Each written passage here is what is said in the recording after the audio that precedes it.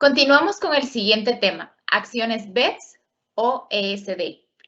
Para este tema tendremos a 4 expositores expertos en la materia. La licenciada Beatriz Guerra de las Oficinas de México, el licenciado Fernando Fucci de las Oficinas de Argentina, la licenciada Ana Cepeda de las Oficinas de Colombia y la licenciada Georgina Cuellar de las Oficinas de El Salvador. Iniciamos este tema con la licenciada Beatriz Guerra, socia encargada de la práctica de precios de transferencia de las oficinas de Guadalajara de Grant Thornton, México. Economista egresada con mención honorífica de la Universidad Nacional Autónoma de México. Como parte de su formación profesional, cuenta con una maestría en finanzas por parte de la Universidad de Guadalajara. Adelante, licenciada, cedo la palabra. Buen día a toda la audiencia que nos acompaña a nivel nacional e internacional a este evento que ha preparado nuestra firma internacional Grant Thornton International. A nombre de mis colegas de Argentina, Colombia, El Salvador y en el mío propio desde México, estaremos exponiendo de las 15 acciones de BEPS. Por favor, a la siguiente slide, por favor. Acciones que conforman la agenda de esta presentación. A lo largo y desarrollo de este material, tanto mis compañeros como en mi caso, iremos nombrando cada una de estas acciones, desarrollándolas y destacando los puntos más relevantes que caracterizan a cada una de estas acciones. Siguiente, por favor. Siguiente slide. Como se puede apreciar en esta lámina, las 15 acciones se clasifican, agrupan en 3 columnas, pilares o áreas fundamentales de acuerdo al contexto que caracteriza a cada una de las acciones, ya sea en lo que es coherencia, sustancia, transparencia y certeza. Curiosamente, la primera acción que se refiere a economía digital y la última acción a instrumento multilateral están incluidas dentro de estos 3 columnas. ¿A qué se refiere coherencia, sustancia, transparencia y certeza? Bien, coherencia va enfocado a, en este caso, eliminar todos los huecos en cuanto a redacción jurídica y diferencias relevantes que pudiesen existir entre los sistemas tributarios. Sustancia, que en este caso garantiza que los resultados de precios de transferencia estén alineados a la creación de valor. Y en lo que respecta a la última columna o pilar, transparencia y certeza, va enfocado a proveer a las autoridades fiscales con información relevante adicional a la que ya pudiesen tener de los contribuyentes. Con esto adicional podemos también considerar, destacar que las 15 acciones de BEPS se emiten, tienen vigencia a inicios de octubre del 2015 a la fecha, y esto con el fin de establecer un sistema tributario diferente, más amplio y transparente, con el objetivo claro y central de acrecentar en mayor grado la tributación o bien pago del impuesto por parte de los grupos empresariales multinacionales a nivel mundial.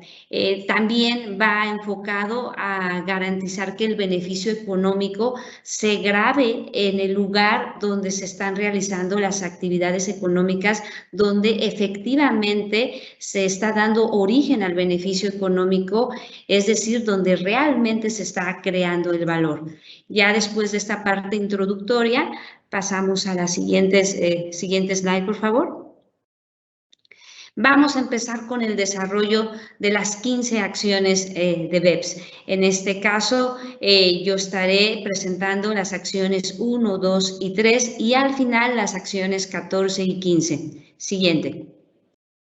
En lo que se refiere a la acción número 1, enfocado a abordar los retos de la economía digital para la imposición. Siguiente. La principal problemática en su inicio radicaba en la complejidad para las autoridades fiscales tanto de países desarrollados como para países no desarrollados, el que no hubiese en su momento una manera precisa de gravar la economía digital, tanto en el tema del impuesto sobre la renta, así como en el impuesto al valor agregado.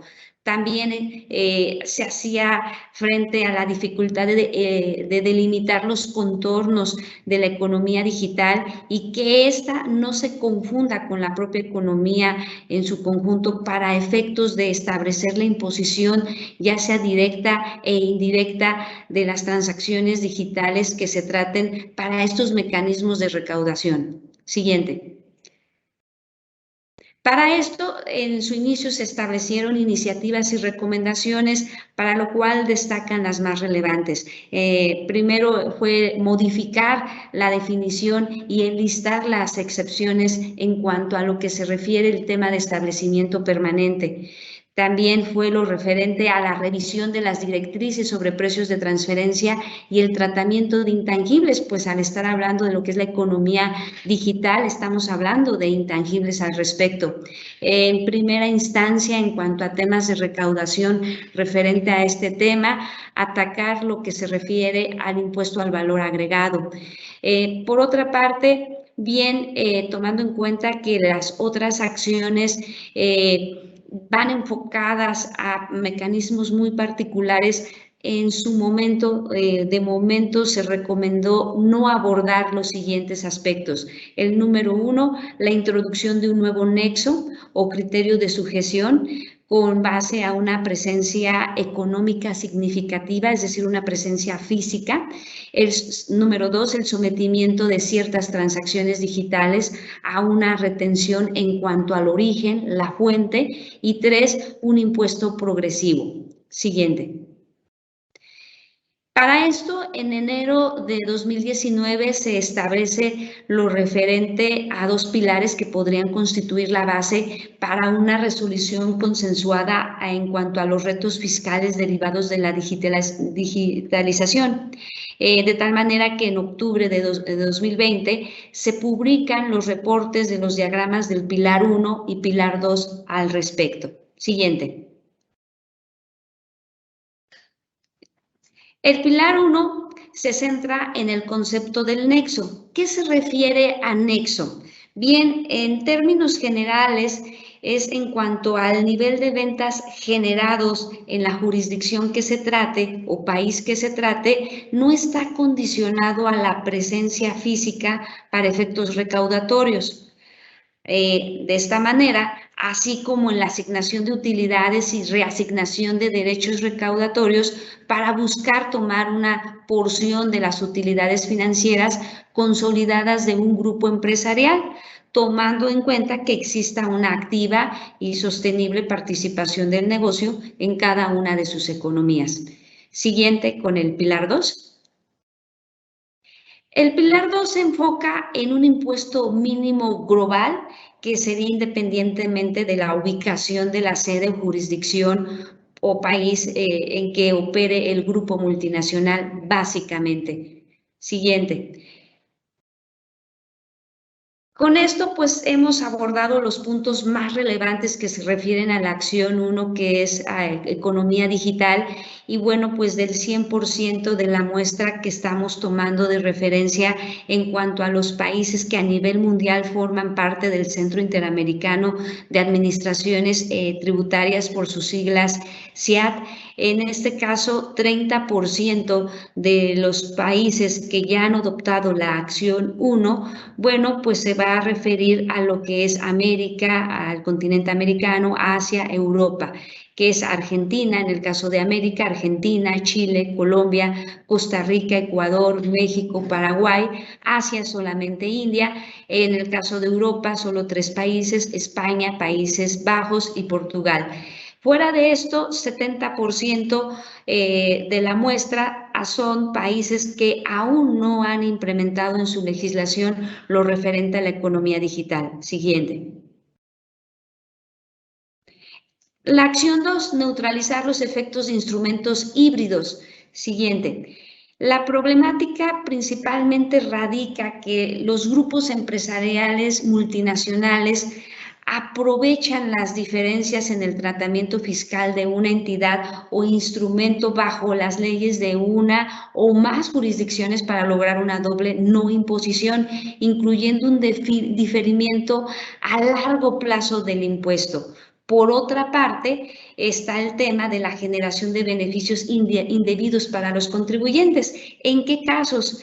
Deducciones múltiples en diferentes jurisdicciones o países mediante un mismo pago, toma de deducciones sin la correspondiente acumulación en la contraparte y generación de múltiples acreditamientos de impuesto en diferentes jurisdicciones o países para un solo impuesto pagado. Siguiente. La problemática la podemos visualizar de manera sintetizada en este diagrama, donde vamos a tener dos empresas que se encuentran, en este caso, una en el país A, la otra en el país B, y en el caso de la empresa que se encuentra en el país A, paga intereses a la empresa que se encuentra en el país B mediante un instrumento financiero. Para efectos de la legislación que forma parte del país A, para esta empresa, este pago de intereses pues es considerado así, pago de intereses, y por ende hay una deducción autorizada de por medio. Sin embargo, de acuerdo a la legislación del país B, en esta empresa, por su legislación muy particular, el ingreso que recibe no va a ser considerado ingresos por dividendos y no ingresos por intereses. Y además, su legislación establece que el ingreso es parcialmente acumulable. O bien, si en dado momento este se acumulara en su totalidad, bueno, sería en ciertos momentos de manera diferida, jugando con el tema del valor del dinero en el tiempo, generando también otra problemática. En esto se resume el problema de la acción 2. ¿Qué soluciones se plantean? Siguiente, por favor.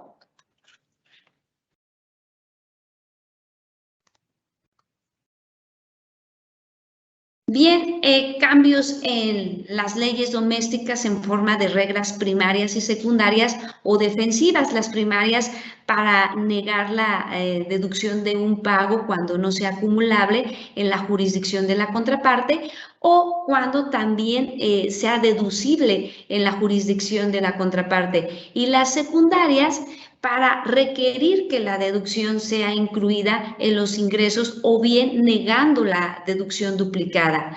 Por otra parte, cambios en el modelo convenio de la OSD para incluir una nueva disposición y un nuevo comentario detallado para asegurar que los beneficios de un tratado fiscal se apliquen apropiadamente al ingreso y negar los beneficios de un tratado cuando ninguna de las jurisdicciones reconozca el ingreso como el de cualquiera de sus residentes. En términos generales, esto lo podríamos resumir que una entidad que reside en una jurisdicción no puede aplicar deducciones por las transacciones llevadas a cabo con otra entidad que reside en otro país si ésta no reconoce los ingresos acumulables. En eso se resume la solución a esta problemática de la acción 2. Siguiente. De igual manera, con la referencia que estamos tomando de los países a nivel mundial por parte del Centro Interamericano de Administraciones Tributarias, por sus siglas CIAT, en este caso solamente el 19% de los países de esta muestra han adoptado la acción número 2 y un 81% no. ¿En qué casos sí se ha adoptado esta acción? En dos continentes, América y Europa. Para efectos de América está el caso de Chile, Costa Rica, México y Uruguay. Para el caso de Europa está España, Países Bajos y Portugal. Pasamos a la acción 3, por favor, que está enfocado a recomendaciones relativas al diseño de normas para la CFC. ¿Qué es la CFC? Son compañías foráneas controladas cuyo control lo ejercen los accionistas de la jurisdicción en la que se encuentra ubicada la casa matriz. Eso es una CFC, una compañía foránea controlada. ¿Cuál es la principal problemática en este caso? Bueno, pues son lo referente a reglas antidiferimiento relacionadas con estructuras de grupos multinacionales mediante las cuales ciertos ingresos que pudieron haber resultado en una deducción en otro país, generados por una entidad controlada en el extranjero, lo que conocemos como una CFC, sean atribuibles en manos de los accionistas domésticos, no obstante que dichos ingresos no se hubieran distribuido a estos. Por otra parte, las empresas multinacionales pueden llegar a diferir la acumulación de esos ingresos hasta el momento de su distribución a los accionistas. Y por último, en ocasiones la distribución de las utilidades por la entidad intermedia a sus accionistas está completamente exenta como consecuencia de la aplicación de un régimen de exención en el país de residencia de los accionistas. Siguiente. Esta problemática la podemos ver desde el punto de vista con este diagrama, partiendo de abajo hacia arriba, donde vamos a tener una entidad X que va a ser una CFC que reside en el país C, en un país de alta imposición, que por otra parte vamos a tener una entidad Y que también va a ser una CFC, una compañía foránea controlada que radica en el país B de baja imposición, un régimen fiscal preferente o paraíso fiscal, y está la casa matriz que reside en el país A. La problemática la vamos a tener en el sentido de que la entidad X, que es una CFC, paga intereses y regalías a la otra CFC, que es la entidad Y, que reside en el país B, y esta entidad X hace deducible el pago de intereses y regalías, pero la entidad Y no resguarda los ingresos y no traslada las utilidades a la casa matriz. Esa es la problemática principal que se tiene en la acción 3. ¿Cuál es la solución? Tomando de referencia la acción 2 de mecanismos híbridos, bueno, pues que en este caso la entidad X, que es una CFC, que reside en el país C, no pueda aplicar la deducción de intereses y regalías a menos que la entidad Y, que también es una CFC, que reside en el país B, sí haga acumulables esos ingresos y lleve a cabo el traslado de las utilidades a la casa matriz. También algo muy habitual que se da en este tipo de grupos empresariales multinacionales es que alguna de las CFC reside en un país de baja imposición o REFIPRE, régimen fiscal preferente o paraíso fiscal en dado momento, donde sobre la base gravable la tasa del impuesto es reducida o incluso llega a ser una tasa de impuesto cero. Básicamente, esto es lo que podríamos destacar en términos generales de la acción 3. Siguiente. Ya para efectos de casi terminar, el documento pues plantea para efectos de su solución en el reporte el establecer 6 bloques que incluyan los conceptos básicos que se deben tomar en consideración en cuanto a recomendaciones relativas al diseño de dichas reglas, como es el definir lo que es una compañía foránea controlada, exenciones de compañías foráneas controladas y topes a los requisitos, definición de los ingresos pasivos, cálculo de los ingresos de una CFC, atribución de los ingresos y sexto, prevención y eliminación de la doble tributación. Siguiente. Para efectos de la muestra que hemos comentado al respecto, referente al CIAT, solamente del 100% de la muestra que se toma de base, el 19% sí ya ha adoptado en sus legislaciones la legislación 3, perdón, la acción 3, y un 81% no ha adoptado en sus legislaciones la acción número 3. Tenemos de igual manera, en este caso, 2 continentes. América solamente la han adoptado Argentina, Chile, Colombia, México, y en Europa, España, Países Bajos y Portugal. Ese prácticamente es todo de mi parte en cuanto a la acción 1, 2 y 3. Al final estaré presentando las acciones 14 y 15. Le doy la palabra a Lucía. Muchas gracias, licenciada Beatriz. Vamos a continuar con el licenciado Fernando Fucci, quien es socio del área de impuestos y líder de la División de Impuestos Internacionales de Grant Thornton, Argentina.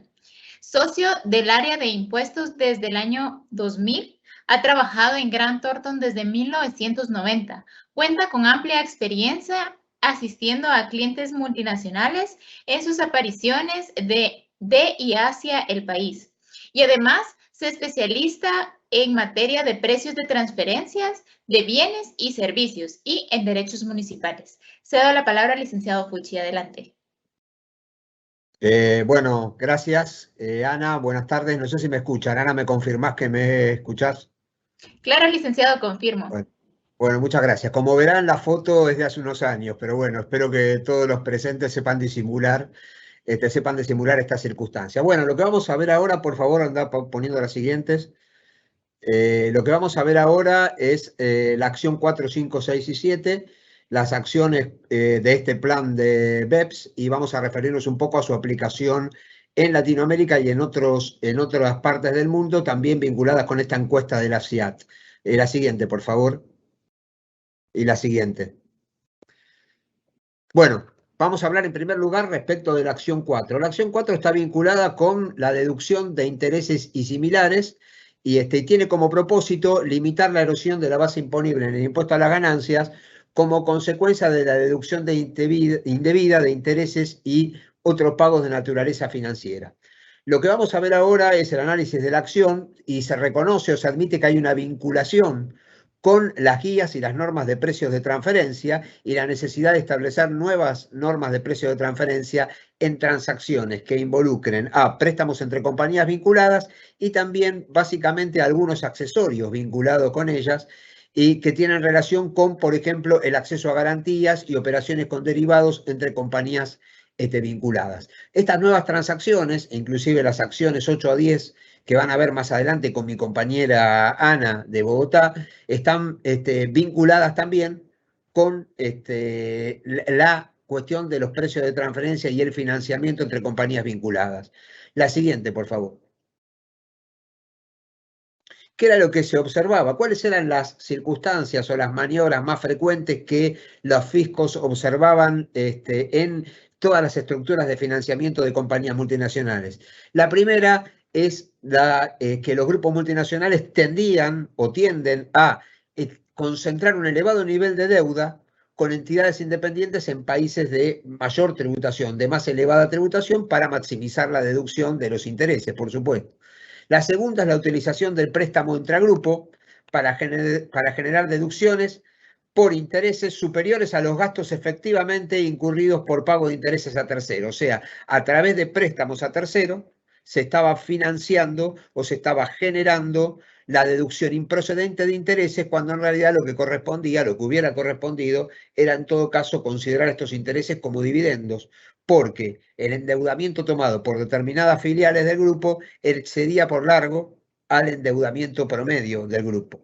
Y por último, la utilización o la deducción de intereses para deudas que eran tomadas para financiar, generar rentas que no estaban sometidas al gravamen, generando de esta manera una asimetría, donde el interés era deducible, pero el beneficio asociado al interés era no gravado en el impuesto. ¿Y cuál fue la recomendación? La siguiente, por favor. La recomendación es generar una regla de proporción, lo que se llama la Fixed Ratio Rule, que limita la deducción de intereses a un porcentaje del EBITDA o del EBITDA, fijando un rango entre el 10 y 30. 30% es el rango que tomaron casi todas las legislaciones, de manera que los intereses entre compañías vinculadas serían deducibles hasta esa regla de ratio fijo, hasta, por ejemplo, el 30% del EBITDA. Además, se prevé que para algunas actividades y algunas compañías, o cuando el ratio de endeudamiento del grupo fuera mayor por alguna circunstancia, porque son entidades dedicadas a actividades que requieren un financiamiento muy grande, muy alto, por ejemplo, obras de infraestructura, etcétera, se podría suspender o limitar o exceder de ese 30% en la medida que el ratio de endeudamiento del grupo sea mayor. Obviamente, esta circunstancia tiene que ser probada y demostrada al fisco, lo cual mostrar el endeudamiento de todo el grupo económico es algo, desde el punto de vista práctico, bastante difícil de implementar. Esa es la recomendación del fisco, la recomendación de la OCDE para que los fiscos se apliquen. La siguiente, por favor. ¿Qué es lo que dice el informe final? El informe final, vinculada con esta acción, recomienda la aplicación de este ratio, se aleja de la solución que a la cuestión de la capitalización exigua le otorgaban las legislaciones de casi todos los países latinoamericanos, que estaban vinculados en la regla de capitalización exigua o sobre la base de un porcentaje de una relación deuda-capital propio de la entidad tomadora del préstamo. Lo que sería el ratio de capitalización exigua, en Argentina supo ser 3:1, en Chile era 3:1 también, en varios países implicaban que se comentaba que el endeudamiento tomado con compañías vinculadas no podía exceder un porcentaje del capital. Este enfoque ha sido abandonado, ahora vamos a ver cuáles son los países que lo abandonaron, por el enfoque recomendado de la OCDE, y el enfoque recomendado de la OCDE no incluye la recaracterización como ajuste secundario de los intereses, de la parte de los intereses no deducibles. ¿Qué se refiere? ¿Qué es un ajuste secundario? Para ser un poco más concreto, si como consecuencia de la aplicación de estas reglas de capitalización exigua, una parte del interés devenía como no deducible, y si esa parte del interés ya hubiera sido pagado, podría corresponder su recaracterización como dividendo. O sea, el interés girado a la casa matriz o a el prestamista en exceso del interés que hubiera resultado deducible como consecuencia de la aplicación de la regla de capitalización exigua, podría haber sido caracterizado como dividendo y tener el tratamiento que la legislación local de cada uno de esos países le da al dividendo, que implicaría no solamente que, por supuesto, no es deducible, sino que además podría haber una retención de impuesto implicada si este pago de intereses en exceso hubiera sido caracterizado como dividendo. No es la recomendación de la OCDE, de todas maneras queda sujeto a las legislaciones locales el aplicar o no aplicar este supuesto o llamado ajuste secundario. Entonces, siguiendo la siguiente, por favor. Siguiendo la misma encuesta de la CIAT, diríamos que México es el país que ha sido pionero en la aplicación de esta regla. Argentina lo aplicó también, Colombia, Costa Rica, Ecuador, Paraguay y Perú. Se aplican los países de la OCDE, de España, Países Bajos y Portugal, y México también es el miembro latinoamericano de la OCDE. Argentina es el buen alumno que está tratando de ser miembro, pero no lo dejan entrar en la OCDE, con lo cual Argentina también implementó la recomendación. Pero sin embargo, como verán ustedes del gráfico, hay una amplia cantidad de países que no han adoptado este enfoque y que prefieren mantener la cuestión de la capitalización exigua en el enfoque tradicional, es decir, el de admitir simplemente un determinado porcentaje del capital, una vez, 2 veces, 3 veces el capital como endeudamiento entre compañías vinculadas y admitir solamente los intereses vinculados con ese endeudamiento admitido como deducibles en el impuesto. O sea que la regla de la capitalización exigua todavía es de uso extendido en muchos de los países de Latinoamérica, con independencia de estos países que han adoptado el modelo o el enfoque recomendado por la OCDE. La siguiente, por favor. La siguiente, por favor. La acción 5 estaba vinculada con la actividad de, es una acción vinculada no con la actividad de las compañías multinacionales, sí con la actividad de los fiscos. que es combatir las prácticas nocivas. ¿Y quiénes imponían estas prácticas nocivas? No la imponían las prácticas nocivas las multinacionales, las compañías multinacionales en su afán de minimizar el gasto tributario, sino que estas prácticas nocivas las imponían las propias autoridades fiscales de los países, desatando una especie de competencia una especie de competencia desleal y ofreciendo beneficios tributarios o algunos regímenes favorecidos que le podían dar ventajas tributarias a compañías establecidas en países vecinos, de manera tal que se generaba una competencia desleal y se ahuecaba la base imponible del conjunto de los países. Este es el enfoque de la acción 5, que está orientada de nuevo a acciones de los fiscos, no acciones de los contribuyentes, y que tiene como antecedente el Forum of Harmful Tax Practices del año 1998, donde los países miembros de la OCDE discutían sobre las estrategias que ellos mismos imponían a nivel local en sus países para combatir las prácticas nocivas. La siguiente, por favor.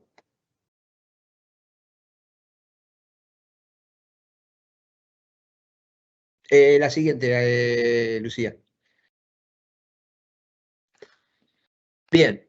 De manera que las autoridades fiscales se pusieron a trabajar en el tema y alcanzaron y determinaron que había dos aspectos básicos en los que trabajar: la sustancia y la transparencia. Y cuando hablaron de sustancia, se refieren al extensivo uso de regímenes de propiedad intelectual que en muchas jurisdicciones estaban vigentes y que otorgaban una serie de beneficios a las compañías que radicaran la propiedad intelectual en esos países sin que haya actividades sustanciales efectivamente desarrolladas allí.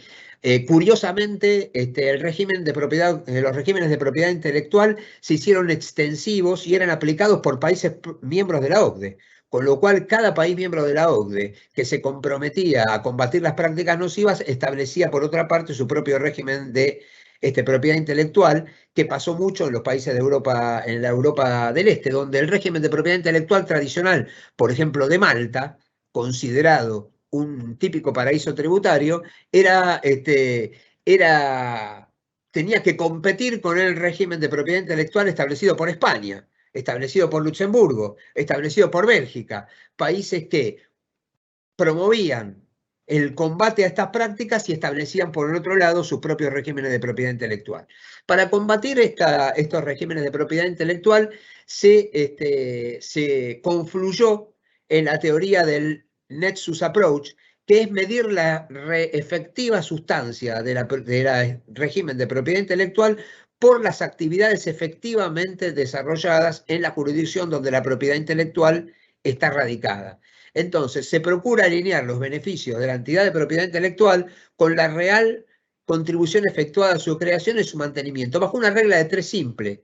Y la regla de 3 simple significa que sobre el total de los gastos, solamente el beneficio es atribuible en la medida que gastos de research y development del intangible hayan sido incurridos en esa jurisdicción, en la jurisdicción de que se trate.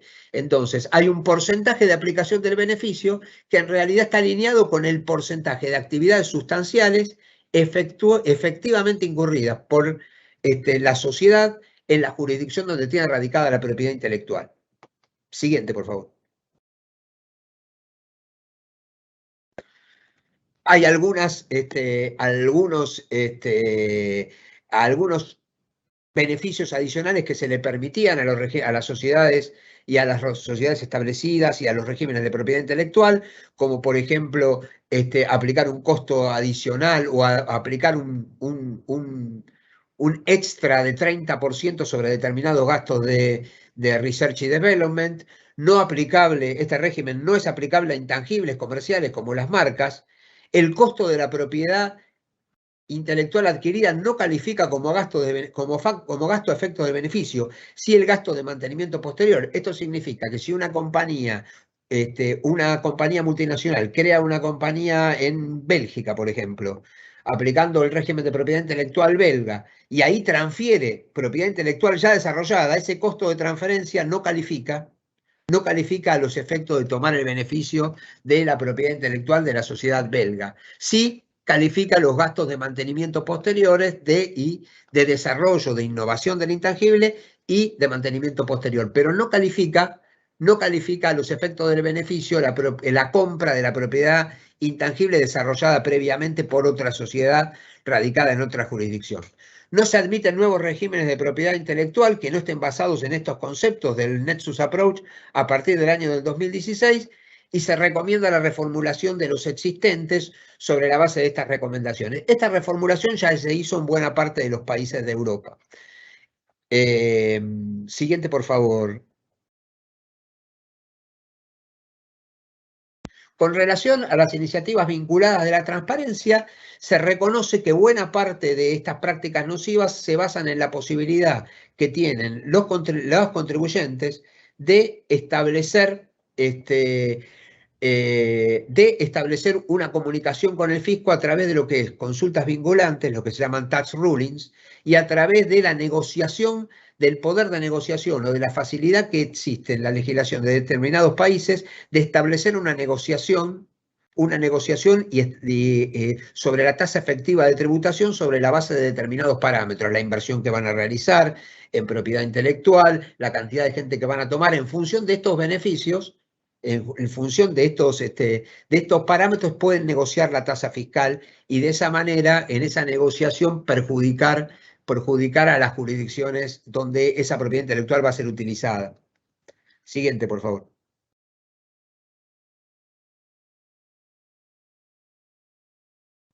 Respecto del intercambio de información, se acuerda entre todos los países aplicar un intercambio de información respecto de regímenes fiscales preferenciales, regímenes de acuerdos de precios de transferencia, Advanced Price Agreements, reforzar la información respecto de los establecimientos permanentes y acuerdos concediendo un ajuste a baja de beneficios, un régimen de información entre las autoridades fiscales indicando cuáles son los beneficios que le dieron a cada una de las compañías multinacionales. Siguiente, por favor. Y por último, se recomiendan prácticas respecto a cómo tratar y a dar publicidad a lo que se llaman las tax rulings, que es el régimen de consultas vinculantes que en muchos de estos países se aplica y bajo los cuales las multinacionales van preguntando, van consultando o van negociando mejores tasas de tributación efectiva. Siguiente, por favor. Bueno, aquí tenemos la lista de entre los países de quienes han adoptado y quienes no han adoptado. Los que están aquí es por la afirmativa. Los que adoptados son todos estos países, han adaptado sus legislaciones. Aquí en el Cono Sur es importante la adaptación que hizo a su régimen de zonas francas. Uruguay, por ejemplo, que adecuó toda la normativa de zonas francas, que es un régimen muy utilizado por compañías argentinas y brasileras, la adecuó a este régimen de actividad sustancial. Y la autoridad en materia de zonas francas es la encargada de revisar que estas actividades sustanciales se realicen efectivamente en el territorio franco, en la zona franca. Por supuesto, de nuevo, los países de Europa que están más alineados con la OCDE ya tienen este approach y muchos lo han tomado, no lo han tomado todavía en el 45% de los casos. Vamos a pasar a la acción siguiente, que está vinculada con el abuso de tratados. Lo que se discutía aquí, la siguiente, por favor. Lo que se discutía aquí es las prácticas habitualmente llamadas o concebidas como treaty shopping, que es la utilización abusiva de estructuras y sociedades radicadas en países con tratados de doble tributación, mientras que ninguna actividad sustancial se desarrollaba en el país donde estaba el tratado. O sea, en definitiva, la interposición de sociedades radicadas en países con tratados para minimizar la tributación. La primera recomendación es la que ustedes habrán visto en sus jurisdicciones en los últimos tratados. Ya los tratados no se llaman más, no tienen como título Tratado para evitar la doble tributación entre A y B, sino que es Tratado para evitar la doble tributación y para evitar la no tributación entre país A y país B. O sea, hay un propósito, dentro del propósito de los tratados para evitar la doble tributación, se incluyó particularmente el de evitar la doble no tributación. Y se recomendó incluir reglas antiabuso. Y esas reglas antiabuso pueden ser de dos tipos. El llamado test del propósito principal y las llamadas cláusulas de limitación de beneficios, que lo vamos a ver ahora con un poquito más de detalle. ¿Qué es el test del propósito principal? Si hay una sociedad que está, si una compañía A le presta servicios a una compañía radicada en el país B, y en el medio hay una compañía radicada en el país C que está intermediando y prestando este servicio, tiene que haber un propósito comercial para esa intermediación, en definitiva, y por supuesto el propósito comercial tiene que ser un propósito distinto que el de eludir las normas tributarias. De manera que si A le presta un servicio a B, pero A se lo presta a C y C se lo factura a B, tiene que haber alguna actividad sustancial, alguna necesidad comercial, alguna causa, razón o circunstancia comercial o que haga la efectiva naturaleza del servicio para que se justifique el pasaje o la interposición de esta compañía radicada en un país contratado. Este es el test del propósito principal que está incorporando, se recomienda incorporarlo a la mayoría de los tratados. ¿Y qué es una cláusula de limitación de beneficios al estilo de la que usan los modelos de convenios que desarrolla Estados Unidos? Lo vamos a ver con un ejemplo práctico en la siguiente slide, por favor. Prácticamente, si nosotros tomamos como ejemplo una compañía R, y si decimos que R, por ejemplo, está radicada en los Estados Unidos, que es un país que no tiene convenio con casi ninguna de las naciones de Latinoamérica, excepto con México, pero supongamos que sí lo tiene España. España tiene una red de convenios firmado con muchos de los países de Latinoamérica, y supongamos que Estados Unidos invierte en subsidiarias radicadas en 3 países latinoamericanos. Si esa inversión se canalizara a través de una compañía española, se podrían aprovechar los convenios entre los estados latinoamericanos con España y el convenio de España con Estados Unidos. Esa básicamente es una estructura típica de inversión y muchas compañías americanas lo han hecho en Latinoamérica sobre la base de subsidiarias en España, algunas en UK, algunas en Holanda. Pasamos a la siguiente, por favor.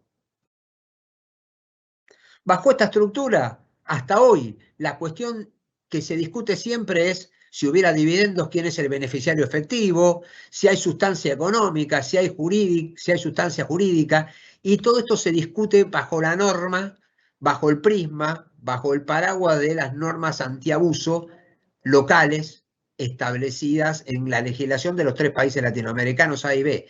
Ahora, con una cláusula LOB, el análisis es objetivo. Bajo una cláusula LOB es por su acrónimo en inglés, Limitation of Benefits, implica que los beneficios del tratado solamente se van a aplicar, del tratado entre España y los países latinoamericanos, si el accionista de la sociedad española es otra sociedad española, está radicada en la jurisdicción del Estado. Entonces no aplicarían en principio los beneficios si de esta estructura no sería más aplicable, porque el accionista de la sociedad española sería una sociedad radicada en los Estados Unidos. Entonces, de esa manera, los beneficios del tratado entre España y los distintos países de Latinoamérica no le resultarían aplicables a esta sociedad española, porque esta sociedad española no cumple con el requisito de tener más del 50% de su patrimonio en manos de sociedades españolas o de accionistas españoles. Esto cambiaría bastante la aplicación de esto en casi todos. La extensión de este razonamiento en la red de tratados de Latinoamérica produciría un cambio sustancial en muchas de las estructuras que tenemos actualmente. El nuevo tratado, por ejemplo, entre Argentina y México, ya tiene alguna cláusula LOB, y en el futuro se recomienda la incorporación de cláusulas LOB en los nuevos tratados que se estén renegociando. Siguiente, por favor. El informe reconoce que tanto el test del propósito principal como la cláusula LOB tienen sus propias fortalezas y debilidades, y hay que ver hay que ver, no termina siendo tan enfático en la recomendación de uno u otro enfoque, o a veces los dos enfoques, la cláusula del olvido y el test del propósito principal, reconoce que debiera analizarse caso por caso para evitar la extensión del treaty shopping. Pasemos a la siguiente, por favor, que ya está vinculada, creo, con la última. Países que ya adoptaron el enfoque, perdón, me olvidaba de comentar. Aquí, cuando hablamos de adoptar el enfoque, estamos hablando de adoptar. Hay dos maneras de adoptar el enfoque. Primero, incorporar en los nuevos tratados estas cláusulas. Estos son los países que están incorporando en los nuevos tratados estas cláusulas. Aquí están listados. Como verán ustedes, la extensión es bastante extenso. El problema es la segunda fase de la aplicación de estas cláusulas, que es renegociar los tratados existentes. Los tratados existentes no tienen en muchos de los países de Latinoamérica este tipo de cláusulas, y para renegociar los tratados existentes, ustedes saben que los tratados para renegociarlos están sujetos a mecanismos legales que no son tan sencillos o no como la simple modificación de la legislación local. Hay que denunciar, hay que anunciar, suspender la vigencia del tratado, renegociar el tratado, alcanzar un nuevo acuerdo y después ponerlo en vigencia a través de regímenes de ratificaciones parlamentarios y negociaciones de protocolo, etcétera, etcétera, con lo cual no es sencillo. Esta es la lista de los países que ya en los nuevos tratados aplican el nuevo enfoque, lo cual no significa que, por ejemplo, bajo el actual tratado entre Argentina y Holanda, o el mismo entre Argentina y España, ya resulten de aplicación estas cláusulas. No resultan de aplicación porque son tratados viejos no renegociados.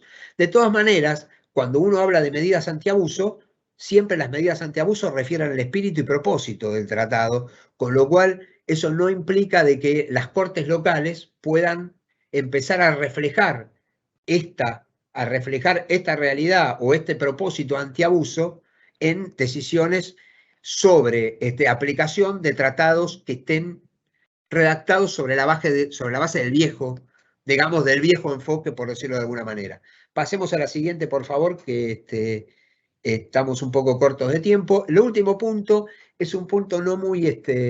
pasemos al siguiente, por favor. La figura del establecimiento permanente no es muy extendida en Latinoamérica, pero sí es extendida en los países de Europa. Y lo que se plantea es impedir la ilusión de la tributación a través de la ilusión de la figura del establecimiento permanente.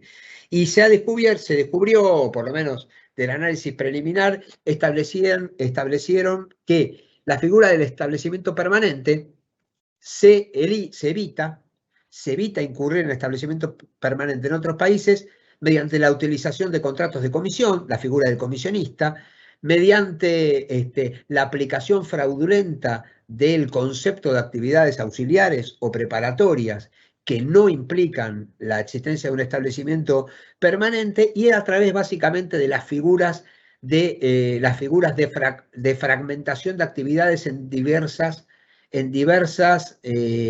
unidades de un mismo grupo económico. O sea, unidades de un mismo grupo económico realizan actividades por menos de 6 meses en cada uno de los países para evitar la figura del establecimiento permanente. Por favor, la siguiente. ¿Qué se propone para eso? Se propone para eso cambios en la definición del modelo del artículo 5 del convenio de la OCDE, que es el concepto de establecimiento permanente. Vamos a verlo rápidamente. Antes solamente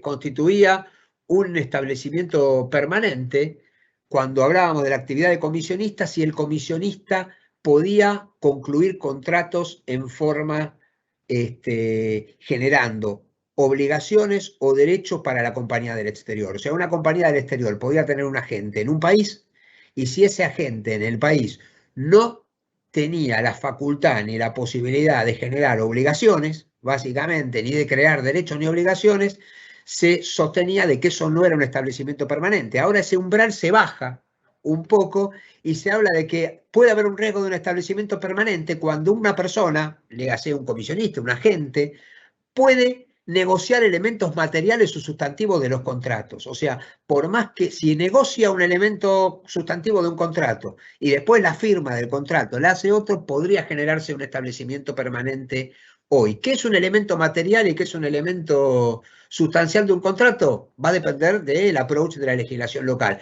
Pero ese umbral de que antes el comisionista, si no firmaba un contrato que me obligara, no era un establecimiento permanente, ese umbral se bajó. La siguiente, por favor.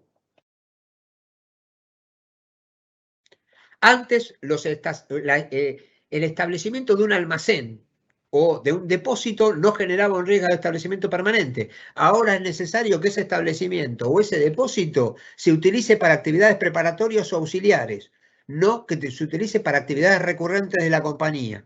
Siguiente, por favor. Por último, la regla antifragmentación cubría solo la actividad realizada por una empresa en varios lugares, ahora cubre la de todo el grupo económico. O sea, ustedes saben que en muchos de nuestros países el establecimiento o la permanencia de consultores externos por más de 6 meses en el país haciendo trabajos generan un establecimiento permanente. Lo que hacían las multinacionales que tenían dotación de gente y de personal en varios países, mandaban 4 meses a alguien de España, se iba al español, venía 4 meses a alguien de Francia, se iba al francés, venía 4 meses el alemán, y así de a 4 meses, de a periodos de 4 meses, nunca se generaba la existencia del establecimiento permanente en las jurisdicciones. Ahora se suman, esta antifragmentación se evita. No quiero terminar sin referirme muy brevemente a una cuestión de actualidad vinculada con la pandemia y el concepto del establecimiento permanente. Ustedes saben que en muchos de nuestros países el concepto de establecimiento permanente tiene alguna cláusula que viene del viejo modelo de las Naciones Unidas de convenio, en la cual la permanencia o la existencia de trabajadores actuando, empleados en relación de dependencia, actuando en la jurisdicción, puede generar la existencia de un establecimiento permanente. Y esto es importante por los cambios que se vienen con la pandemia y el llamado home office. Muchos de mis clientes, muchos de los clientes de los colegas y muchos de ustedes tienen en sus organizaciones gente trabajando, haciendo home office y trabajando en otros países. Y cuidado que eso, gente trabajando en otros países, puede generar obligaciones tributarias en los países donde están trabajando. Muchas veces la realidad de los negocios va por delante de las normas tributarias, y este es uno de estos casos. Es un caso donde el home office se ha extendido en el mundo, pero sin embargo se están quebrando. Hoy una empresa del exterior que tiene argentinos viviendo en Argentina haciendo home office, por ejemplo, está incurriendo en una contingencia fiscal porque no podría hacerlo sin tener una empresa en Argentina. Y supongo que en muchos de los países latinoamericanos de los que estamos hablando en este foro, la situación es la misma, y eso es algo que probablemente no esté en conocimiento de la mayoría de las casas matrices que están haciendo uso extensivo del régimen de home office, y que eso puede derivar en contingencias fiscales futuras. Es algo que paralelo a lo que venimos hablando, pero que tiene una vinculación y se aplica en estos días. Para las acciones siguientes que están vinculadas con precios de transferencia, las van a seguir con mi colega Ana de Bogotá. Así que, Lucía, te cedo la palabra para que puedas presentar a Lucía, por favor. Así que bueno, gracias, y al final nos volveremos a reencontrar si alguien tiene alguna duda respecto de lo conversado. Buenas tardes. Muchas gracias. Nuevamente nos acompaña la licenciada Ana Cepeda, quien es gerente de precios de transferencia de Grant Thornton, Colombia. Licenciada, cedo la palabra. Gracias, Ana Lucía. Nuevamente nos encontramos y me complace en esta oportunidad participar en este tema tan evolutivo como es el proyecto de las BEPS. Continuando con lo anteriormente expuesto, vamos a tratar las acciones 8, 9 y 10, que las han llamado asegurar que los resultados de los precios de transferencia estén en línea con la creación de valor, donde habla de temas importantes en materia de precios de transferencia, y nos vamos a detener un poco más en la parte de los activos intangibles. Siguiente, por favor. Acá encontramos la evolución de las guías de precios de transferencia. Y podemos ver en esta línea de tiempo la evolución de las guías de la OCDE, donde encontramos cronológicamente que se crea el reporte de la OCDE en el año de 1979 y que desde allí se inicia a hablar de precios de transferencia. Y nace cuando el modelo tributario de la OCDE desarrolló el principio de arm's length o el principio de plena competencia. Luego de esto, se hace una publicación más actualizada y ya es una guía con una aplicación metodológica más detallada, más aplicada, que se desarrolló entre 1996 y 1997. En el 2010 ya hubo un cambio en las guías de precios de transferencia y es el momento donde se incluye el capítulo de reestructuración de empresas y precios de transferencia, así lo llamaron. Acá empezamos a entender cómo el tema de los activos intangibles empiezan a jugar un papel importante. En ese momento o en ese año o periodo, las autoridades fiscales empiezan a detectar que los grupos multinacionales estaban haciendo transferencia de activos intangibles entre el grupo, pero que la remuneración de dicha transferencia y el uso de los activos intangibles en términos de funciones, activos y riesgos, que es lo fundamental en precios de transferencia, y me van a escuchar que lo voy a repetir muchas veces, no se estaban remunerando de la misma forma que se remuneraban entre terceros independientes. Entonces, esto fue un punto muy importante en el que se fijaron las autoridades y todo esto derivado de lo que se estaba viendo por los procesos de las reestructuraciones de los grupos multinacionales. Para el año 2013 a 15 se desarrolló el proyecto BEPS de estas acciones que vamos a hablar, la 8, la 9 y la 10, acciones específicas del análisis de precios de transferencia.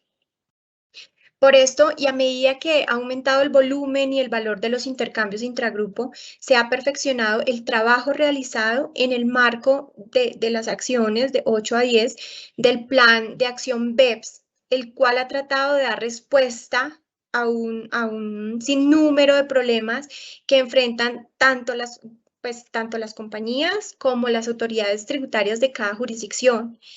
Y esto es a fin de garantizar que los resultados de los precios de transferencia estén en línea con la creación de valor. Y esta es la meta. De pronto me pasaste una diapositiva, si te puedes devolver, por favor. Y como decíamos, esta es la meta u objetivo que tenemos acá enfrente de estas acciones, y es asegurar que las utilidades asociadas con la transferencia o el uso de intangibles se distribuyan de acuerdo con la creación de valor. Esta es la modificación más grande que se ha hecho en temas de precios de transferencia en los últimos años, y en otras palabras, es movernos a dónde se está creando el valor. ¿Quién tiene mayor cantidad de activos? ¿Quién realiza mayor cantidad de funciones? ¿Y quién asume mayor cantidad de riesgos? Asimismo, ¿quién obtiene más utilidades o igualmente las mismas pérdidas? Acá es importante tener en cuenta que las transacciones entre vinculados acuerdan condiciones y que la conclusión de estas transacciones es un margen o ganancia derivado de esa misma transacción. Acá vemos que el objetivo con relación a los activos intangibles y estas acciones, en particular las tres, es asegurar que las utilidades asociadas a la transferencia o uso de intangibles se distribuyan entre las partes de acuerdo con la creación de valor. Siguiente. Ahora sí vamos con los objetivos. Entonces, las acciones BEPS número 8, 9 y 10 y adicional la 13, que ya la vamos a ver con Georgina, buscan reforzar los estándares actuales en materia de precios de transferencia, incluyendo pautas sobre el cumplimiento del principio de independencia efectiva o principio de plena competencia. Vamos a recordar rápidamente qué es esto, y el principio de plena competencia exige que el precio fijado para aquellas operaciones realizadas entre empresas vinculadas sea el mismo que si se tratara de operaciones entre empresas independientes e importante en condiciones y circunstancias económicas comparables. porque si las condiciones de las transacciones difieren de lo que se rigen entre entidades independientes en circunstancias comparables, habrá de ajustarse el cálculo de los beneficios con fines tributarios. Y este principio no solo ha demostrado ser útil como estándar práctico y equilibrado para las compañías, sino que también ayuda a las administraciones tributarias para determinar los precios de transferencia entre vinculados y asimismo evitar la doble imposición. En últimas, podemos decir que los objetivos de estas tres acciones se tratan de lo siguiente. Entonces, en primera medida, el primer objetivo se trata de dar una definición delineada de un intangible, que ya lo vamos a ver, el cual es el concepto para efectos de precios de transferencia que da las guías de la OCDE y algunos de los ejemplos los que trae para los activos intangibles. Entonces, primero es definir la transacción, ¿cierto? Si es que se trata de transferencia en marco de una reestructuración o si por el contrario se hace por el uso del intangible que por cualquiera de las dos anteriores debiera tener una remuneración acordada, acorde al principio de plena competencia. Adicional, esta acción busca asegurar que los beneficios derivados de la transmisión o el uso de intangibles sea distribuida adecuadamente de conformidad con la creación de valor. La acción 9 busca el aseguramiento de que los resultados de precios de transferencia estén alineados con la creación de valor de riesgo de capital, es decir, abarca todos los aspectos específicos sobre el análisis y asignación de riesgos económicamente significativos. El análisis se basa en los términos contractuales pactados entre las partes. Es ahí donde se identifican los riesgos y qué cantidad asume qué cantidad asume cada riesgo o en qué proporción los asume. Cabe mencionar también que se deben considerar los activos, las funciones y los riesgos. Y por esta razón es tan importante realizar un análisis funcional robusto en el estudio de precios de transferencia. Y por último, igual de importante a los anteriores objetivos, viene el de la acción 10, que busca asegurar que los resultados de precios de transferencia estén alineados con la creación de valor de transacciones de alto riesgo que vamos a hablar más adelante. Siguiente, por favor. Entonces, acá vamos a hablar del primer objetivo y vamos con el detalle de las guías de la OCDE en el capítulo 6, que es relativo a estos temas de activos intangibles. Siguiente. Entonces, ¿a qué se refieren los activos intangibles para propósitos de precios de transferencia? Y dice la guía que el referente de un activo intangible no es un activo físico, porque por supuesto no es un activo tangible, ni un activo financiero, porque no se refiere a un activo de este tipo, como un depósito bancario o cualquier otra transacción financiera. Las guías dice que puede ser objeto de propiedad o control y para ser usado en actividades comerciales.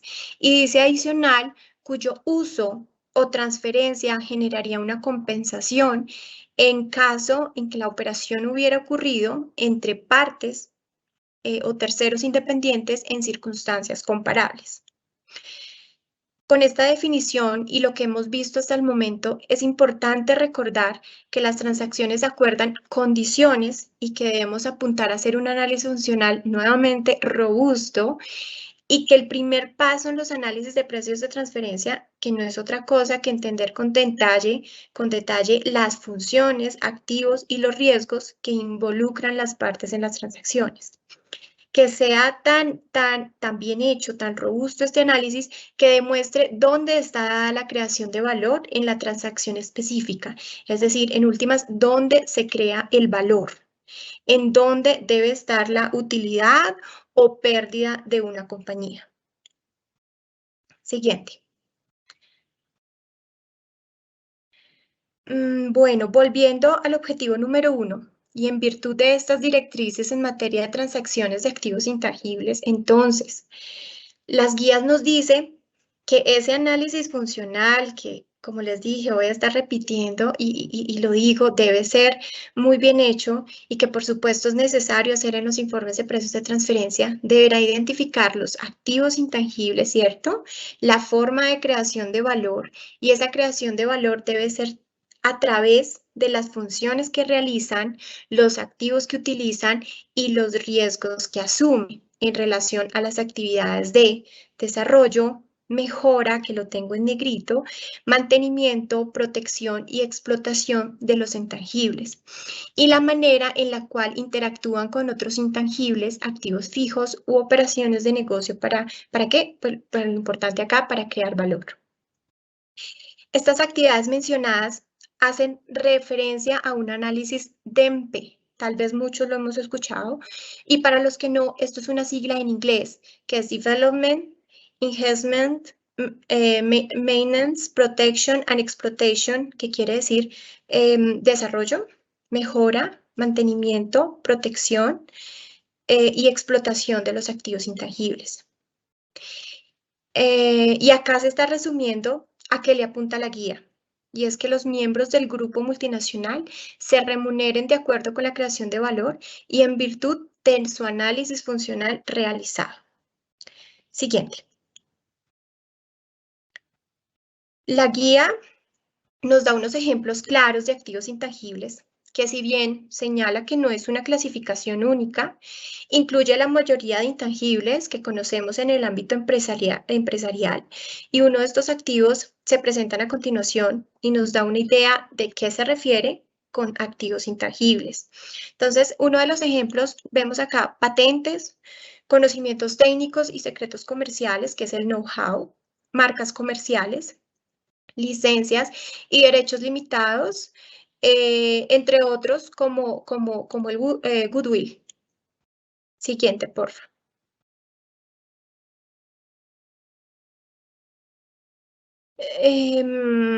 Bueno, acá, asimismo, este capítulo 6 de las guías nos da a conocer diferentes pasos para identificar transacciones que involucran intangibles. Entonces, primero, tenemos que identificar el activo intangible, que no es solo el registro, sino que es todo lo que las partes que se relacionan con ese intangible hacen en relación con las actividades DEMPE, que ya dijimos que eran. Entonces, con el desarrollo del mismo, es decir, todo lo relacionado con la creación de ideas para los intangibles y poner los planes y estrategias en el lugar de su creación. Asimismo, mejorar el activo, porque estos reciben inversiones en pro de los mismos activos intangibles, ¿verdad? Para asegurarse de que puedan funcionar bien en todo momento.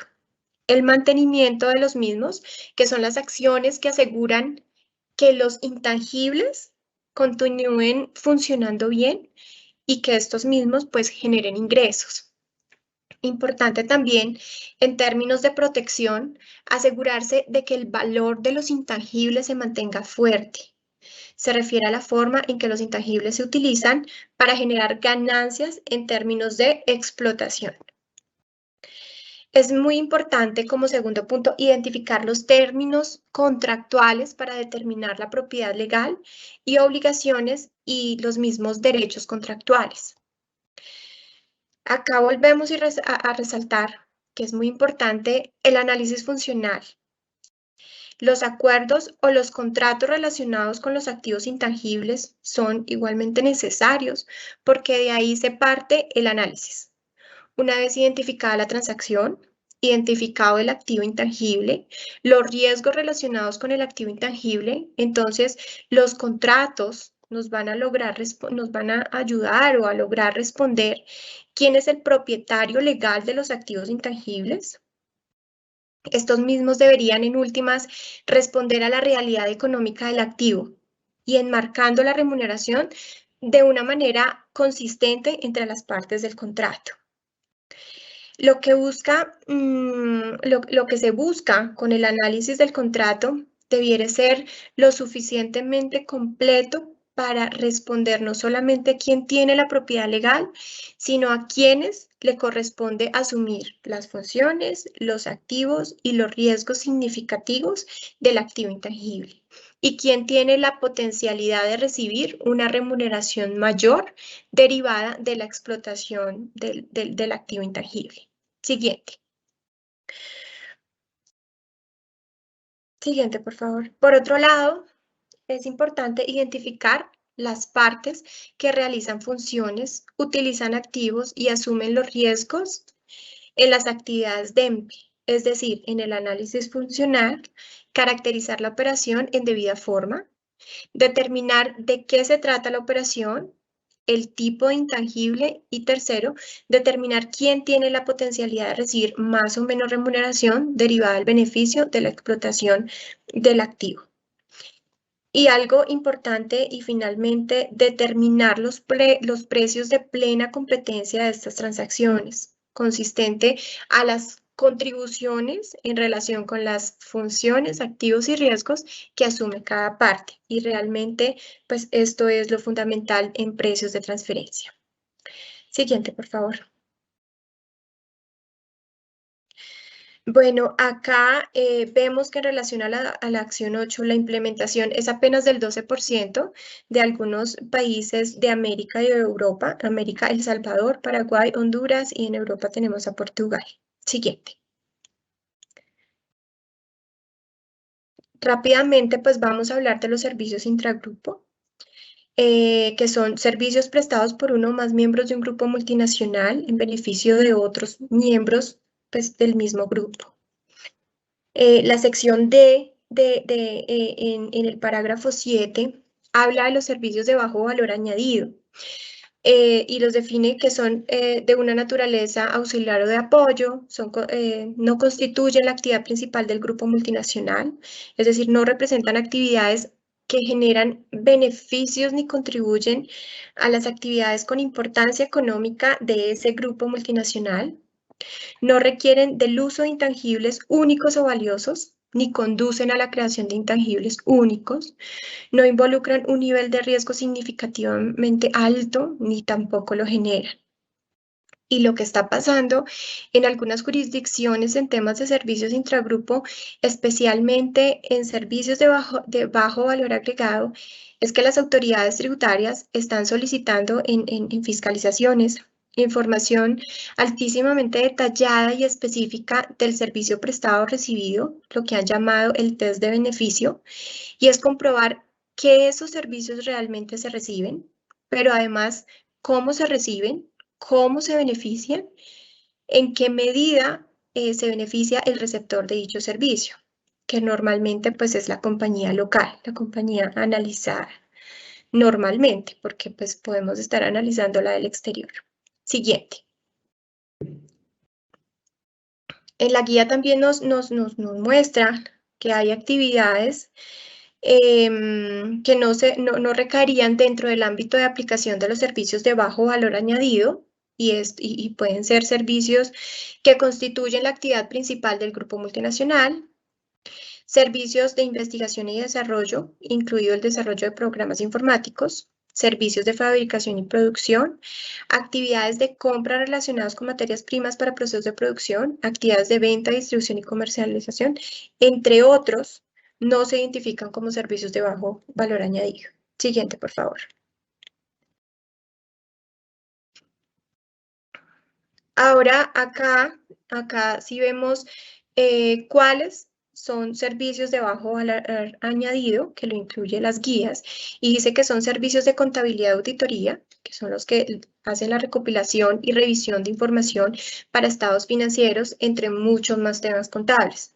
Servicio de procesamiento y gestión de cuentas por cobrar, pagar, cuentas por estas dos cuentas. Como ejemplo está la recuperación de la información de facturación del cliente, actividades de derechos humanos, ¿sí? Selección, gestión de personal, entre otros temas administrativos de esta área. Servicios de tecnología de la información cuando no constituyan la actividad principal del grupo, es decir, instalaciones, mantenimiento de sistemas, cursos de formación para el uso de aplicaciones, etcétera. Servicios jurídicos, entre eso asesoría y consultoría en general. Servicios generales de carácter administrativo y bueno, entre otros servicios. Siguiente. Acá la implementación de esta acción es del 22%. En América tenemos El Salvador, Paraguay, Honduras, República Dominicana, en Europa, Portugal. Siguiente, por favor. Finalmente tenemos el tema de acuerdos de contribución de costos. Siguiente. Siguiente, por favor. Y una definición de los acuerdos de contribución de costos es que estos son acuerdos contractuales entre empresas, ¿sí? Y en el párrafo 8.3 dice que para distribuir contribuciones y riesgos involucrados en el desarrollo del acuerdo, ya sea de producción o la obtención de activos tangibles o activos intangibles, y asimismo los servicios, se espera que generen beneficios a cada una de las partes.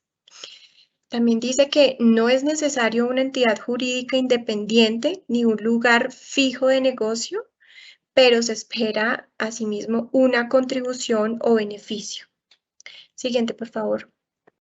Hay diferentes tipos de acuerdos y acá vamos a ver unos de ellos que son acuerdos para el desarrollo conjunto, producción y obtención de intangibles o activos tangibles, y que esto se espera obtener beneficios futuros sostenidos para los participantes y que estos deben asumir asimismo riesgos por beneficios inciertos y lejanos.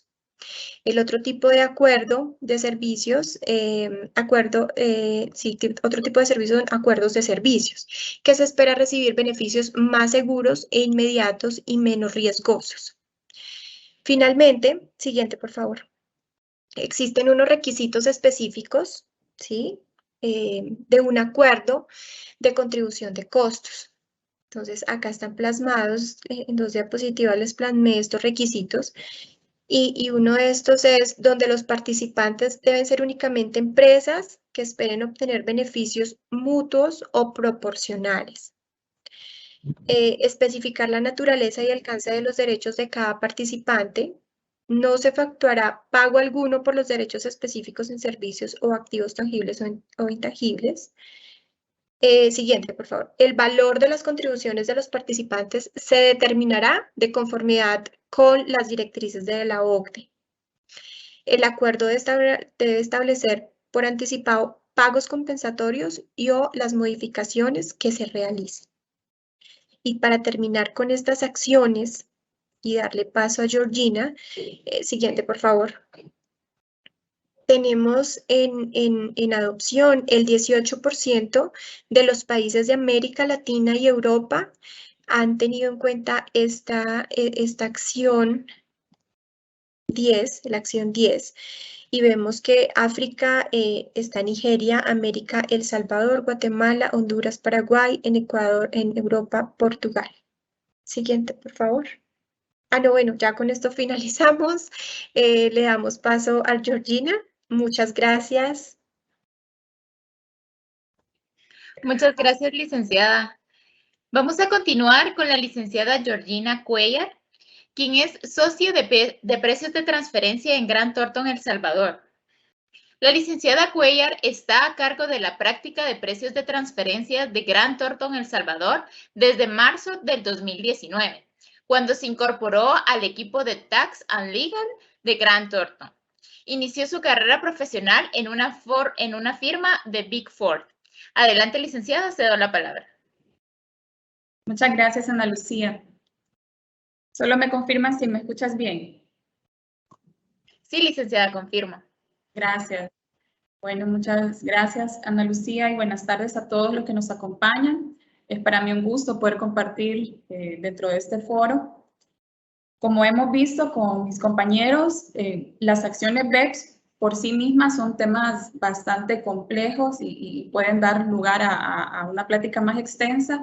Sin embargo, hemos tratado de puntualizar en qué consiste o en los elementos esenciales de cada una de ellas y cómo va el avance a luego de 6 años de que ya contamos con los informes finales que se lanzaron en el año 2015. Entonces, para continuar con la presentación, a mí me toca compartirles las acciones 11, 12 y 13. Siguiente, por favor. Siguiente. La acción 11, bueno, las 3 acciones que vamos a ver están muy relacionadas a lo que nos mencionaba Beatriz al inicio, a ese bloque de la transparencia, lo que tiene que ver con la información necesaria para evaluar la aplicación de las medidas de BEPS y la identificación de las situaciones que generan el traslado de beneficios, ¿verdad? Los riesgos de BEPS. Y en puntual, la acción 11 trata de esto. No es una acción que nos va a servir para identificar medidas de BEPS o para combatirlas, sino que tiene que ver con la recopilación de información para la identificación de estas acciones, de estos riesgos, y el seguimiento de las medidas una vez que son implementadas. ¿Cuáles son las premisas de esta acción 11? Y nos hablan los informes finales de que a pesar de que existen múltiples estudios empíricos que tratan sobre el tema de traslado de beneficios por razones fiscales, medir el alcance de BEPS todavía constituye un desafío dada la complejidad del fenómeno y las limitaciones para acceder a datos. Es entonces que la acción 11 propone la utilización de datos, metodologías, estadísticas y diferentes herramientas que estén actualmente disponibles y concluye que estas limitaciones obstaculizan seriamente los análisis económicos sobre la escala y el impacto de BEPS, por lo que se requiere una mejora tanto en el acceso de los datos como de las metodologías.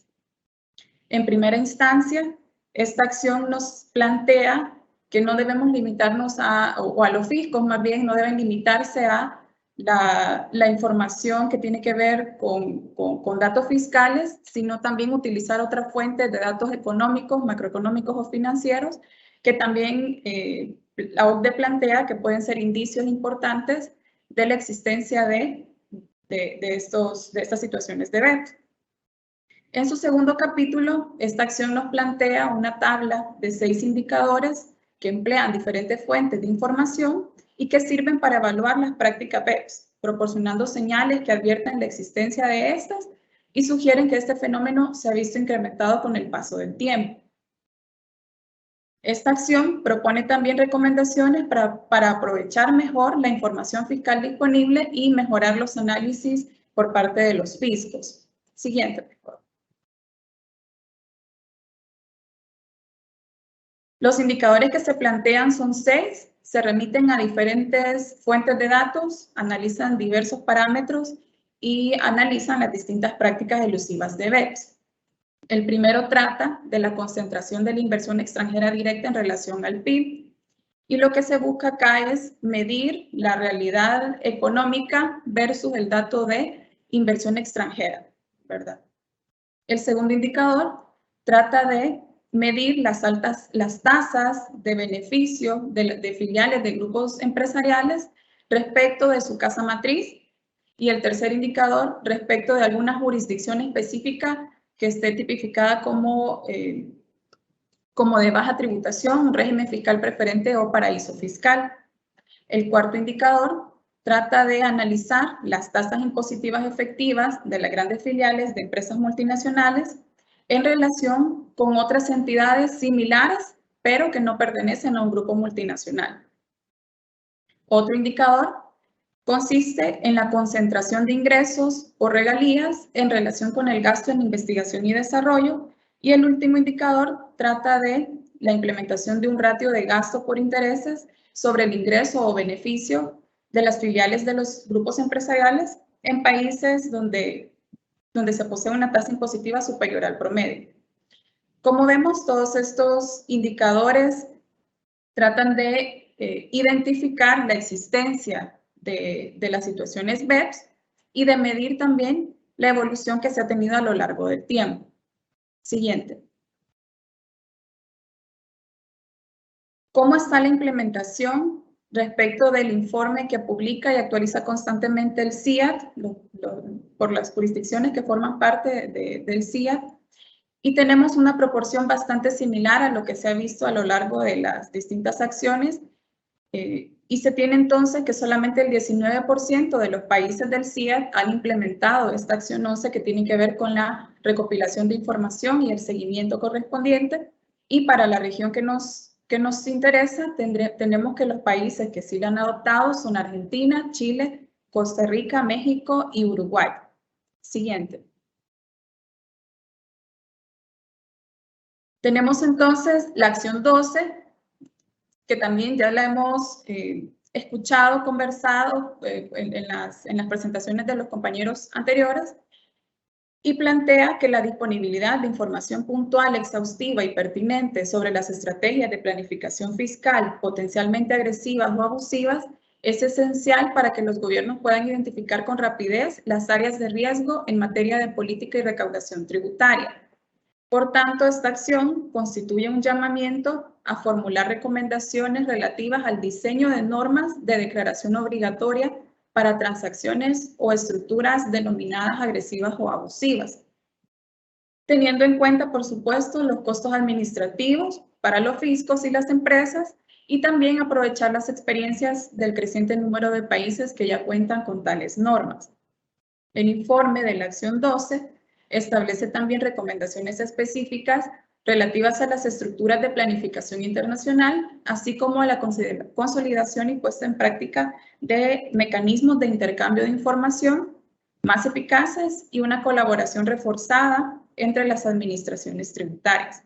Nuevamente vemos que es una acción que trata sobre la transparencia, sobre la revelación de información o el requerir información a los grupos empresariales, como ya hemos visto en la presentación del tema anterior. Siguiente, por favor. De la acción 12 se identifican 3 resultados principales. El primero de ellos es establecer recomendaciones para el diseño modular de normas de declaración obligatoria que ya están vigentes en algunos países. El segundo resultado es un enfoque en estructuras de tributación internacional y consideración de una definición amplia de beneficio fiscal para captar este tipo de operaciones. Y el resultado 3 busca un diseño y puesta en marcha de los modelos mejorados de intercambio de información sobre estructuras de planificación fiscal internacional entre administraciones tributarias. Tenemos entonces en la siguiente slide el avance en la implementación de esta acción en los países que forman parte del CIAT y tenemos un porcentaje del 76 versus el 24% de países o jurisdicciones que sí han implementado esta acción, que para el caso de América serían los países pioneros o los países que están más avanzados en estos temas: Argentina, Brasil, Chile, Ecuador y México, con algunas observaciones en lo que ustedes pueden ver en asterisco o consideraciones, dado que no han adoptado la totalidad de las recomendaciones, sino algunas de las medidas, que es lo que tenemos en la siguiente slide.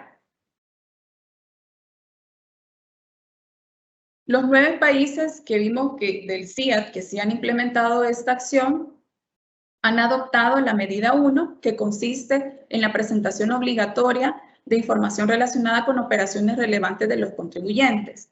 En el caso de Argentina y México, no solo han adoptado la medida 1, sino también las 2, 3 y 4, que consisten en establecer mecanismos de seguimiento que permita vincular las declaraciones efectuadas, vincular la presentación de la información en el timing correspondiente y la implementación de sanciones específicas vinculadas a la implementación de la acción 2. Por otra parte, tenemos el caso de Perú y Ecuador, que se encuentran en proceso de adoptar la medida 1. Algunos comentarios adicionales tenemos para el caso de Argentina, que las planificaciones fiscales deben ser informadas dentro de 10 días de comenzada su implementación. En el caso de Chile, de acuerdo al informe del CIAT, se menciona que no es un régimen obligatorio, sino que se realiza a través de mecanismos de consultas que hacen los contribuyentes al Servicio de Impuestos Internos. En el caso de Ecuador, el reporte menciona que se realizó una reforma de manera que el régimen de declaración pueda ser obligatorio, limitado a ciertas circunstancias. Sin embargo, se está todavía analizando la emisión de regulaciones para su implementación. Y en el caso de México, sí ya existe en vigor la obligación de la presentación de información obligatoria de manera general por el promotor y de manera excepcional por el cliente. Finalmente, tenemos la acción 13, que está vinculada a las acciones que nos explicaba Ana, relacionadas a precios de transferencia. Y en este caso puntual vamos a hablar de la documentación de precios de transferencia e informe país por país. Como aspectos generales de esta acción, tenemos que se exhorta al desarrollo de normas relativas a la documentación sobre precios de transferencia para aumentar la transparencia y teniendo en cuenta los costos de cumplimiento para las empresas. Las normas a desarrollar incluirán el requisito de que las empresas multinacionales suministren a todos los gobiernos información pertinente a la asignación, el reparto mundial de sus ingresos, la actividad económica y los impuestos pagados en los distintos países aplicando un modelo común.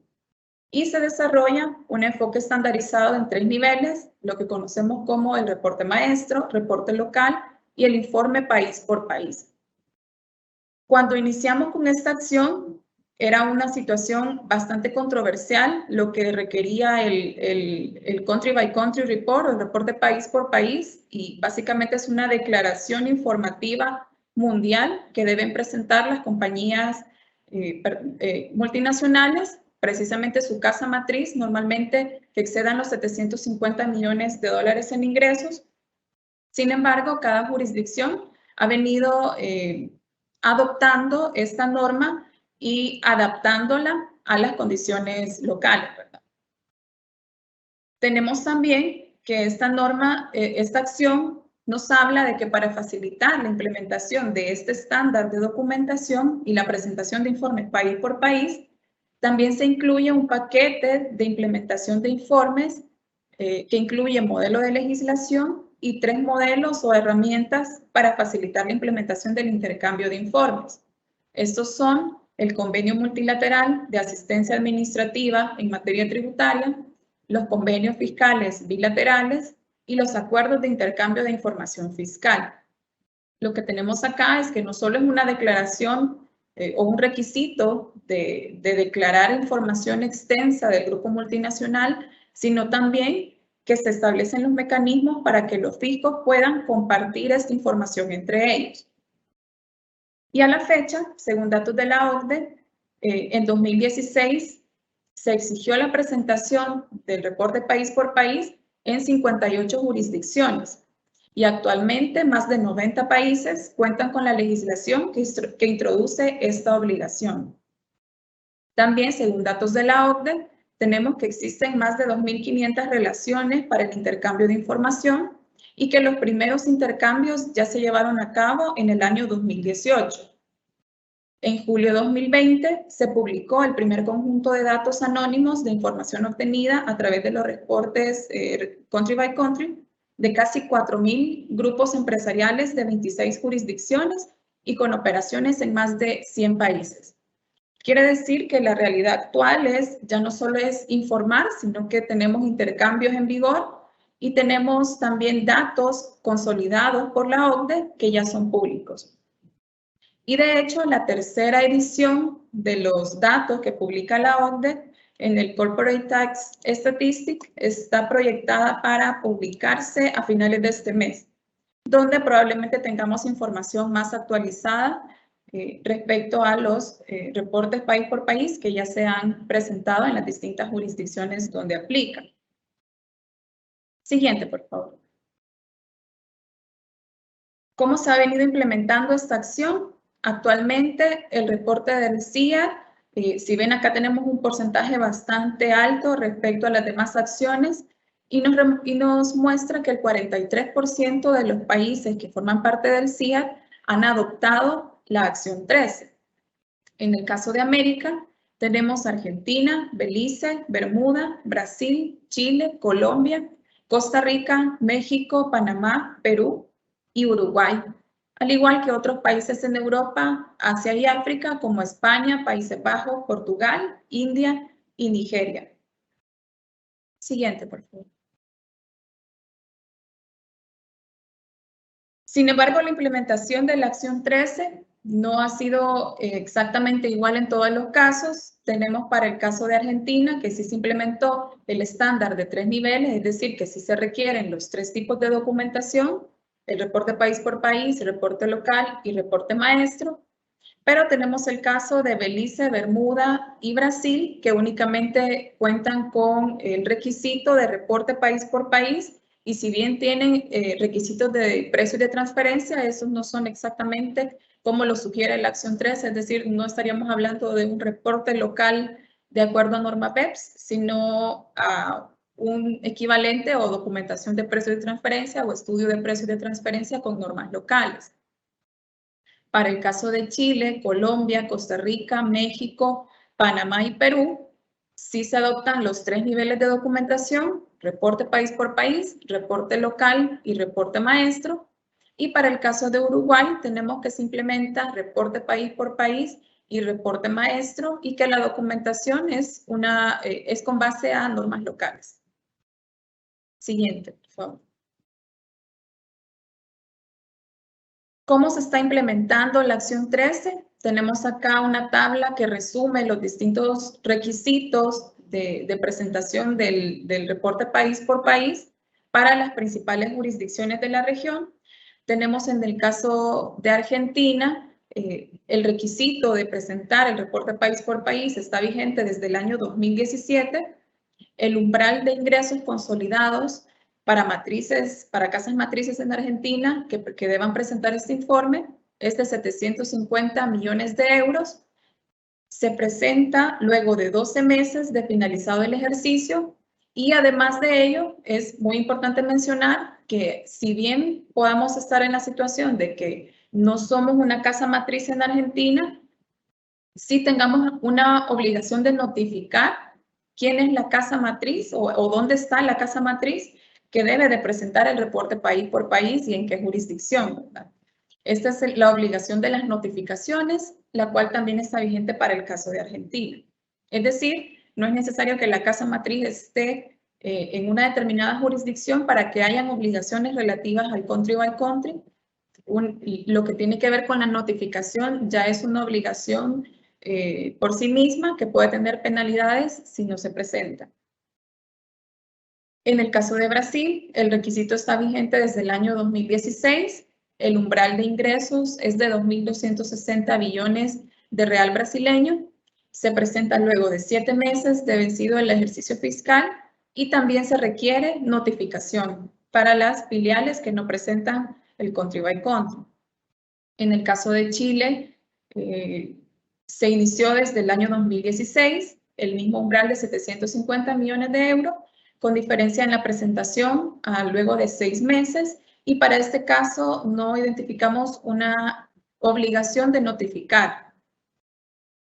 Luego tenemos en el caso de Colombia que la obligación entra en vigencia desde el año 2016, el umbral de ingreso es de 81 millones como unidad de valor fiscal y se presenta luego de 12 meses. También hay obligación de notificación. En el caso de Costa Rica, el requisito inició desde el año 2017, México desde 2016, Panamá desde el 2018, Perú 2017, al igual que Uruguay. En todos estos países se presenta luego de 12 meses de transcurrido el ejercicio fiscal, y en todos ellos también se requiere una notificación en el caso de que no sea la matriz la que está ubicada en esa jurisdicción. También mencionarles que existen relaciones activadas para el intercambio bilateral de información del reporte país por país con diversas jurisdicciones. Es decir, que los fiscos ya han activado los mecanismos de intercambio de información con distintas jurisdicciones con un similar número de países, ¿verdad? Para el caso de Argentina tenemos que ha celebrado estos acuerdos con 62 jurisdicciones, Brasil con 63, Chile con 62, Colombia con 63, Costa Rica con 62, México con 63, Panamá con 50, Perú con 61 y Uruguay con 62, ¿verdad? Es decir, que aquí cobra mucha relevancia el intercambio de información entre los fiscos. Todavía no conocemos de datos más actualizados presentados tanto por la OCDE como del CIAD, de casos de intercambio que hayan sido ventilados, ¿verdad? Sabemos que esta información se maneja de forma anónima, tanto por los organismos como por los fiscos. Sin embargo, es de mencionar que sí ya está muy activa el intercambio de información y el requisito de del reporte país por país.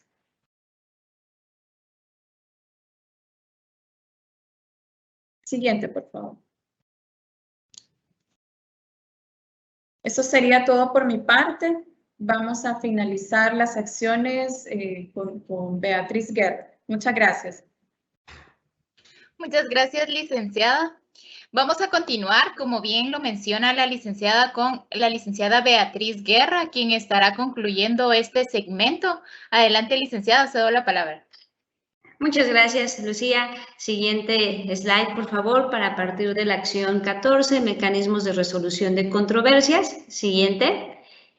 A manera de destacar lo más relevante desde el punto de vista de aspectos generales, bueno, pues es una acción que consiste en desarrollar soluciones para eliminar los obstáculos que impiden a los países a través de un procedimiento de acuerdo mutuo, MAP por sus siglas en inglés, el resolver controversias relacionadas con los tratados, incluyendo la ausencia de cláusulas de arbitraje en la mayoría de los tratados y el hecho de que el acceso a un MAP y el arbitraje puede ser negado en ciertos casos.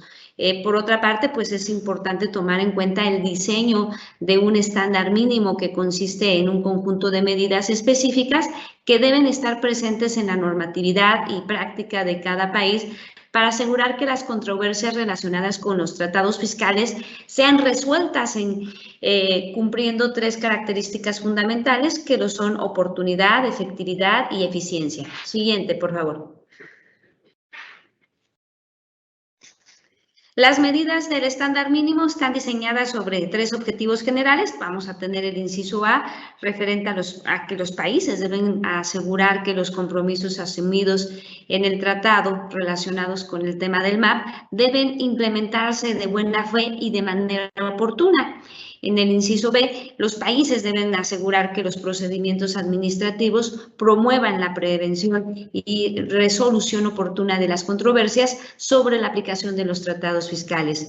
Y el inciso C, pues, va enfocado a que los países deben asegurar que los contribuyentes cumplan con los requisitos del artículo 25, que lo conocemos como el de procedimiento amistoso, en su primer párrafo del convenio que puedan acceder a este MAP en dado momento. Siguiente, por favor.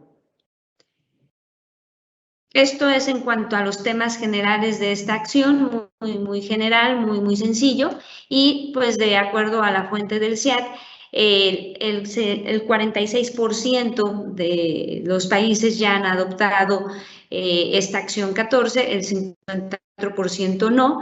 Vamos a tener que en el caso de África solamente Angola, América vamos a tener Argentina, Barbados, Bermuda, Brasil, Chile, Colombia, Costa Rica, El Salvador, México, Panamá, Paraguay y Uruguay. En el caso de Asia, solo India, y en el caso de Europa solo tenemos 3 casos, España, Países Bajos y Portugal. Siguiente, por favor. Para efectos de la acción 15, desarrollo de un instrumento multilateral que modifique los convenios fiscales bilaterales. Siguiente. En términos generales, bueno, pues podemos destacar que esta acción 15 pues va enfocada a analizar las cuestiones de derecho internacional público y tributario en relación con el desarrollo de un instrumento multilateral que permita que las jurisdicciones que así lo deseen implementen las medidas que se desarrollen en el curso de los trabajos de la base imponible y el traslado de las utilidades de beneficios y así a enmendar los convenios fiscales bilaterales.